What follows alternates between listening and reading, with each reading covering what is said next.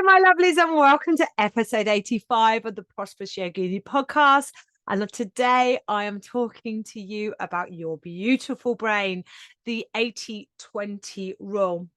And this is a difficult one, guys. And if you're watching on YouTube and you've noticed that I'm wearing exactly the same as what I wore in episode 84, I am recording 2 episodes back to back. Sometimes I do this, particularly if they're kind of like following on from each other. And I think this episode definitely leads on from last week's episode where I was talking to you about the mentorship program and so like the challenges, like being honest and upfront with you about the challenges I had when I initially launched that mentorship program in 2022 and selling it, convincing you lot that you needed it, right? And I think one of the reasons is actually this 80-20 rule. So this is something I've made up. This is sort of like, just like business, industry accepted, conventional wisdom. Maybe we should challenge it then. But anyway, that it's everything is mindset. Almost 80% of what we are creating is created from, our belief systems, the energy that we've got behind it, mindset, and the rest is action. And that's, for me, really, really interesting, because where do we focus our attention? Or better put that question, where is the easier place to focus our attention? It's on the action, right? Okay. I don't know how to start a podcast. I don't know how to do email marketing. I don't know how to set up email marketing. I don't know how to use social media. I don't know how to build a website. I could go on, right? My darling, we live in an age where you literally could hop onto YouTube and spend a bit of time finding the right video. That there is a video on there that will show you how to do this. I use MailerLite as my marketing tool. They have MailerLite University, literally tells you how to do anything and everything connected to MailerLite. So I don't know how to set up a lead magnet, a freebie that invites people onto my list to grow my list. Yes, you do. MailerLite, if you're using MailerLite, will show you. I'm sure other email service providers like MailChimp will do the same. Another one that comes up, I don't know how to record myself. I don't know what equipment I need for online filming. Go onto YouTube, watch some videos, have a look at what you've already got, have a look at prices, keep it low. I've never filmed myself recording. I've never filmed any online stuff before. I don't know how to do it. Okay. You have to practice. But we would rather stay in the action of, I don't know how to do it. I've got to learn how to do it. I've got to take the action of learning. But what really is happening is our beautiful brain is stepping in and saying, are you going to fail at this? You're not ready. If you create some online content, you're going to look like a fool. You're going to, I don't like the sound of my voice. I need to lose some weight. I can't do those stronger shapes. I can say Charles Face headstand and crow pose, and I've got to, if I'm going to show up on Instagram and do a yoga pose, I better do those flashy ones. So I better get practicing. This is our energy is leading everything. Let me give you sort of like a more tangible example. If you're struggling right now to say, no, it's literally because I don't know. Okay. And I've got to learn and then I'll take the action, Amy. Let me give you like an example of like very common example, what happens for our students. And for me, this is true. We have a notion that we need to start yoga, and it's often for physical reasons. So I started yoga in my early 20s because I was getting into surfing. My husband was stronger, much more agile than I was, and it was really bloody annoying me. And I wanted to be as good a surfer as he was at the time.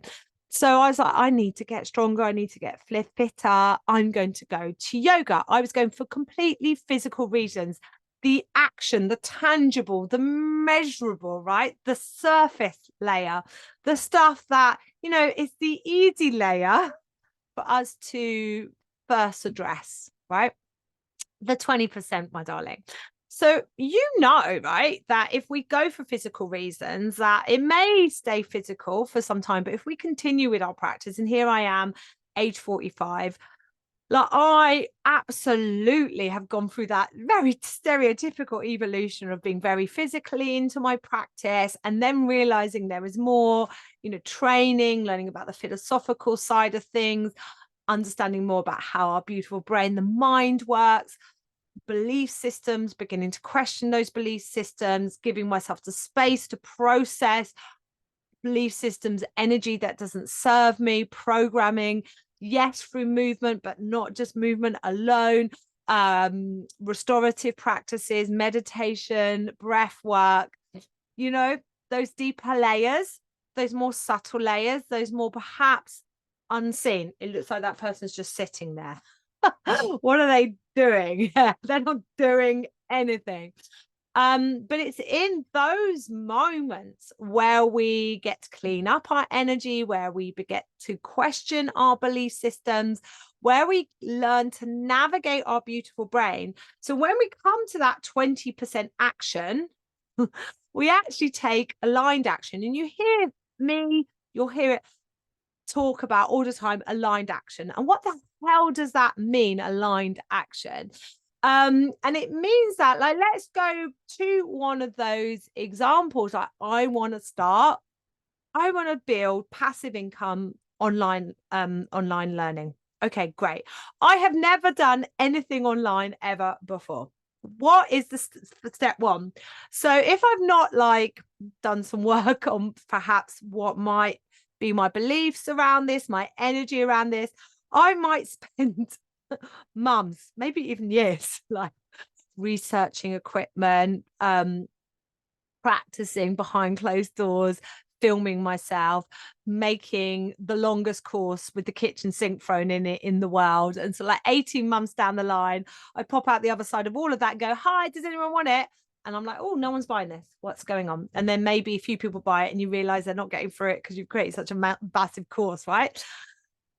You have to know that you've got to take action in terms of, I'm starting from the beginning here. I've not done anything online before. What's the first step? Okay, I'm feeling a bit scared about showing my face. I'm feeling a bit scared about my voice and what I might look like online and how people might receive me.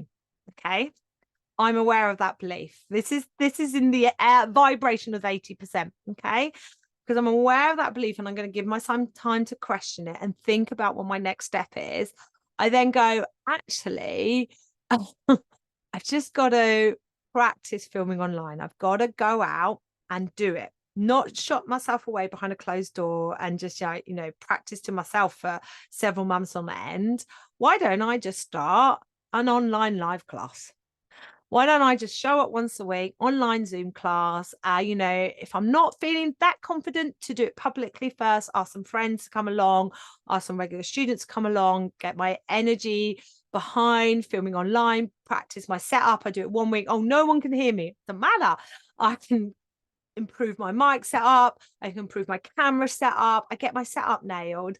I get teaching online nailed. Okay. And then I'm like, oh, I see that when I send out this hours class recording, that not many people do it because it's an hour long. Oh, if I was going to create some pre-recorded stuff, actually might work better if it was shorter stuff and 20 minutes and 10 minutes. And actually, even though it's online, I see that they like to say hello to each other and goodbye to each other at the end. So actually, with this online stuff, it works that there's a community as well. So I've learned in the doing, and the action has been aligned. Not just that, I might have been making some money because I've been selling this class and at the same time getting better at filming online. And then there comes a point when I'm ready. And this is aligned action. And this is why we've got to get clear in the energy, this 80%, this stuff that is hard, right? It is hard and it's continual work. It's continual practice, like our yoga practice. And then the action that we take leads us to what the results we want to create, rather than, leading from a place of misaligned energy, leading from a place of a pack of lies that you've told yourself because your beautiful brain wants you to keep you safe. Your beautiful brain does not want you to stand out. Your beautiful brain does not want people not to like you. Your beautiful brain does certainly not want anyone to say, well, you don't know what you're doing. And if you put it on a camera and then it's out there and you put it on social media and someone says, oh, I notice your knees are out of alignment. You're like, oh my God, I bet, you know, your beautiful brain wants to keep you safe. And actually, your beautiful brain will there be like, possibly, like, let's just say, like, you're teaching 20 classes a week and you are absolutely energetically rinsed. You're going out 20 times a week. You're exhausted, full-time yoga teacher, and you're my age, you're 45, right? And you're like, oh my God, like, this is how I make money. I cannot think of any other way that I could do this differently. I think about, online classes. I think about running retreats, and I just don't have the time. I don't have the time to do it. And I probably won't be good enough. So I'm just going to stay as I am. Your beautiful brain, interestingly, would actually opt to keep you in a place of suffering, right? Rather than perhaps do something different that has a scary unknown outcome. Yeah. And often people will wait until the suffering hits a point where the pain of staying where you are is greater than taking that scary new action that you need to take. And if you continue to ignore the universe, well, what they do is then, okay, if you're not going to listen to your body and you're not going to listen to the signs that I've sent you, right, then I am going to shunt you that way. Okay. And that's how it goes.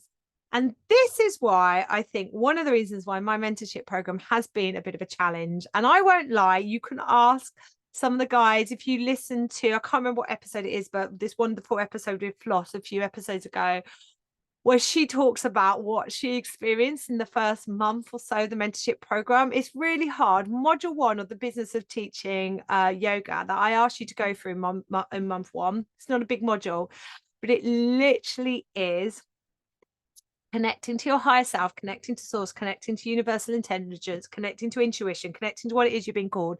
What is your why? Why do you want to do this? What is how you want to do it?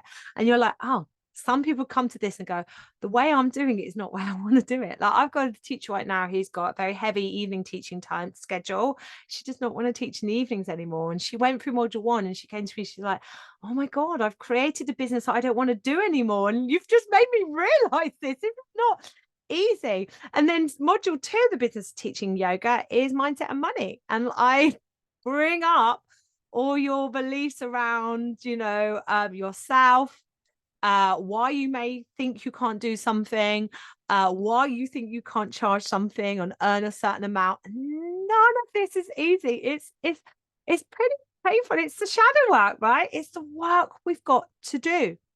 Okay. And I'm inviting you to do that in my mentorship program, right? So it might be like, oh, well, actually, I'll just train to teach yin yoga because that's a lot easier.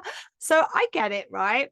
But if you really have hit a point where you're like, I just really want this to work. I've trained, I've invested. And this is why I think the madness sets in for me.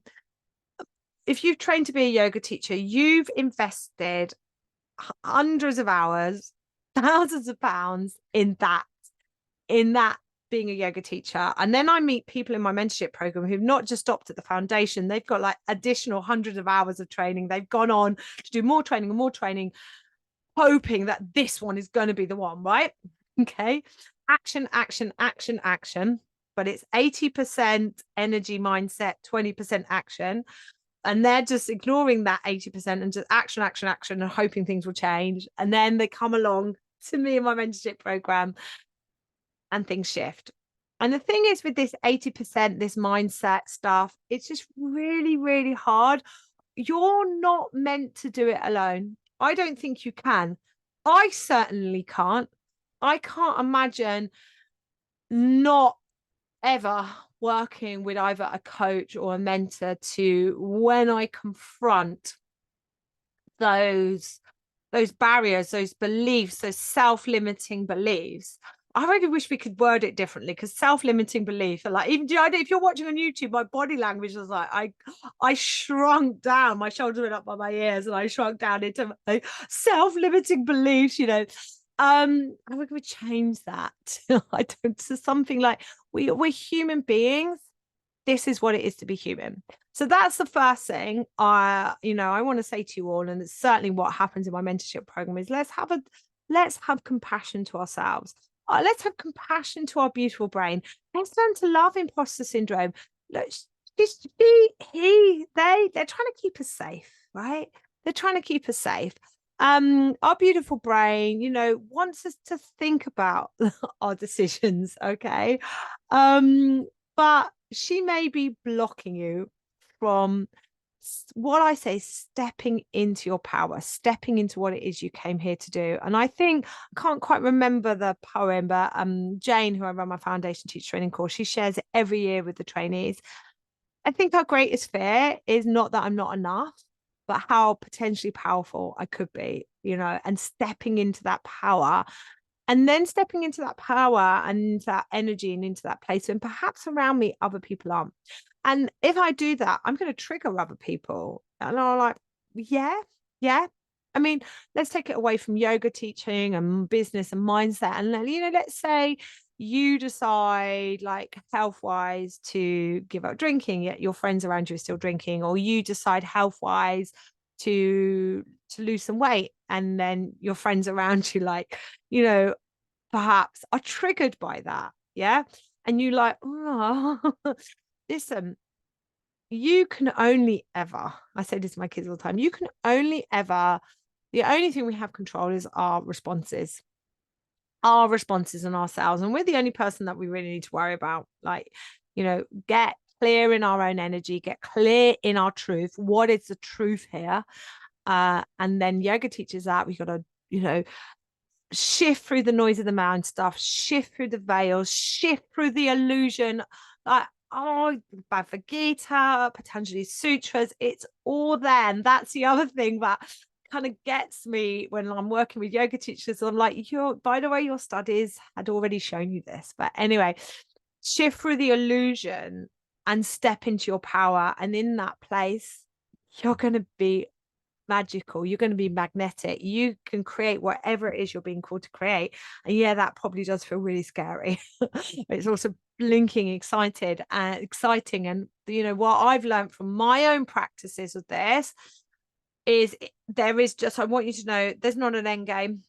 It's just expansion. And we talk about expansion, we talk about growth, but I want to talk about compassionate expansion and compassionate growth. That there's times energetically when I'm ready to expand, when I'm ready to grow, when I'm ready to meet the next layer of, excuse my language, when I'm ready to meet the next layer of shit that I need to clear away to step forward. And there are times where I'm like, I need to rest, I need to restore, I need to renew, I need to just allow things to be as they are, even if it's in a place of discomfort, right? And then when I am ready to, go to that next layer, I'm going to have to experience some discomfort to come out the other side. I'm going to just end on this point that your yoga practice teaches you that. How many times in your yoga class, where we're working through something that there isn't, not pain, not injury, but there's an element of discomfort, whether either physically in the body or certainly in the mind, right? This is life. This is your yoga practice. This is with your relationships. This is with your work. This is with your business, right? The challenge is this 80%, this mindset, energy, belief system, programming. There's so much coming at us as women, by the way. There's so much coming at us that this isn't easy, right? Okay. But I want you to let you know that in 2024, right, the universe 100% is asking us women to kind of wake up and do this work and rise up, because the world needs us. The world needs more female feminine energy. I'm not just talking about like male and female sexes here. Needs wealth to be more evenly distributed within the hands of women, within the hands of kind, conscious, caring people. And it is requiring of us to do this work, to turn our attention away and stop getting angry, stop focusing on all the things that are wrong in the world, the external, because that could consume us, because there's so much. I know, guys, I know. Turn inwards, get deep down into what is my truth. What is it that I've come here to do? And oh my God, this looks like completely different from what I'm doing right now. And what the hell? And You like all of this stuff, like you cannot do this alone. So this episode is coming out on Friday, the 26th of January. The doors to my mentorship program are currently open, my darling. And we do all of this. I like to say we do more of this. Is what we mainly do. It might look like, we set up systems, booking systems, we refine messaging, we get you more confident on social media, we grow your class numbers, we set up your offer suite, whether that be workshops, retreats, online courses, whatever it is you're being called to do, right? We do all of that action, right? That happens. But I will not do that action with you unless the energy work's happening, because you won't change your prices unless you're doing some energy work. You won't say yes to, I'm ready to run this teacher training program, unless you do the energy work. You'll be stuck in that I'm not ready. There's more experienced people out there. There's too many training programs, all this lies, lies, lies, lies, lies we're told. Okay. Yoga industry. I'm ending this podcast on this fact, my darling. Yoga industry is a multi-billion-dollar industry. I think I said last time I Googled it, which was a few weeks ago, for the Profitable Yoga Business Roadmap, $117 billion industry with a predicted growth of 10% this year, right? $1 billion. Wellness industry, $1 trillion. There is no hiding from the fact there is a growth in interest, not just in yoga, but in breath work, meditation, energy balancing practices. As yoga teachers, we've been doing for years. See an ad for a breathwork coach. Like yoga teachers, well, I've been doing breathwork for years, right? So come on. This is available for you. Okay. I'm not going to pretend that when you join my mentorship program, the work I'm asking you to do is easy, right? I've got 2 children, being pregnant, delivering my babies. At certain points, motherhood isn't easy, but oh my God, it's so worth it. Okay. For example, that was just an example, right? But if you're being really called to share your gifts, if you're really thinking, I trained to be a yoga teacher because I wanted to teach yoga, because I wanted to help people, and I'm finding this really hard, and it must be because I'm rubbish, or I just don't get this business stuff and I don't get social media, whatever your story is, my darling, come and sign up to my mentorship program. Have a look at the 2 prices on the sales page. I've even put a comparison about what you could do to make your money back. And I know your beautiful brain will go, well, I'll be that one person that don't make their money back. Like literally, it sounds a lot, doesn't it? Like it's 80% mindset, 80% energy. And I've got all this stuff, right? I've got all this stuff too, darling. We've all got all this stuff. We're human, right? And we can't do it all at once. We're not ready to do it all at once. It would be too much of a shock to the system. In like the fascial world, we've got this, there's this thing called like a fascial rebound. So if you're a role for a body worker and you overstretch in terms of undoing a knot within the fascia too far from what the body is ready for, you shock the system and it rebounds. Like this is the same in this energy work. We just do it together, one step at a time. As you're ready, it unfolds.